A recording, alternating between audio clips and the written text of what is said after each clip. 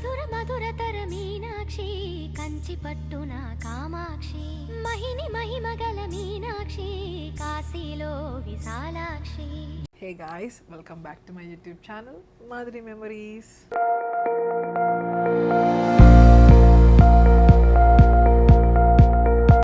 ముందుగా అందరికీ వరలక్ష్మి వ్రతం శుభాకాంక్షలు.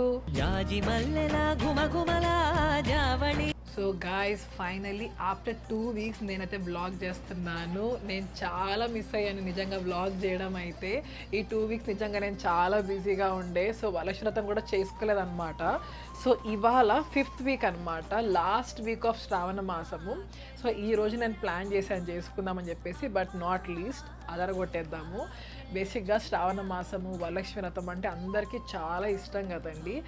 ఆడవాళ్ళకి ముఖ్యంగా మంచిగా ఇట్లా మహాలక్ష్ములు అందరిని ఇన్వైట్ చేయొచ్చు, అమ్మవారిని బాగా రెడీ చేయొచ్చు, మంచిగా డెకరేషన్ చేయొచ్చు. ఇలా చెప్పుకుంటూ పోతే చాలా పెద్ద లిస్టే ఉంది. నాకు కూడా చాలా ఇష్టం అన్నమాట. సో ఈ వీక్ అంతా కూడా నేను వరలక్ష్మి వ్రతానికి సంబంధించిన షాపింగ్ అదంతా కూడా చేసేసాను.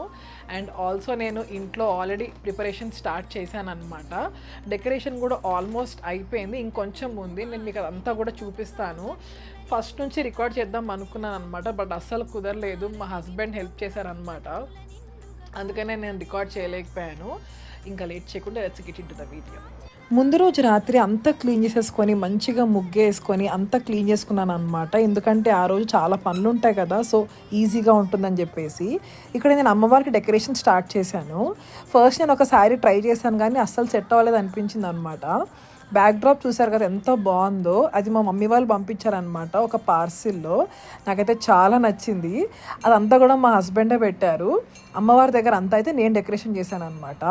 ఈ శారీ కలర్ కాంబినేషన్ అయితే నాకు ఫేవరెట్ అనమాట, rani colour with violet combination. So ఇది పట్టు శారీ అనమాట. ఇది నాకు మ్యారేజ్లో మా పెద్దమ్మ వాళ్ళు పెట్టారు.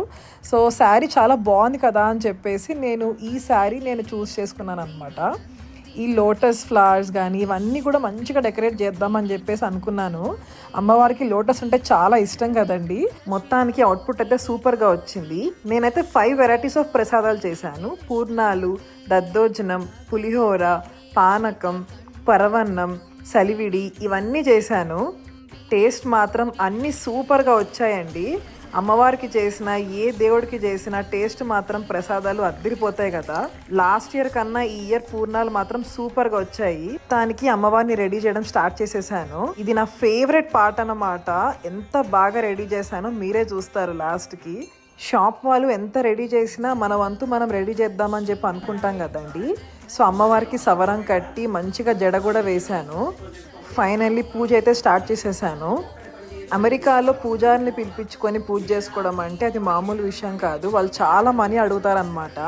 సో మేమైతే ఇక్కడ యూట్యూబ్లో పెట్టుకొని మేము మంచిగా పూజ చేసుకుంటాము. యూట్యూబ్లో పంతులు గారు ఏం స్టెప్స్ చెప్తున్నారో అన్నీ క్లియర్గా ఫాలో అయ్యి అన్నీ స్టెప్ బై స్టెప్ చేసుకుంటాను అనమాట ఎవ్రీ టైమ్.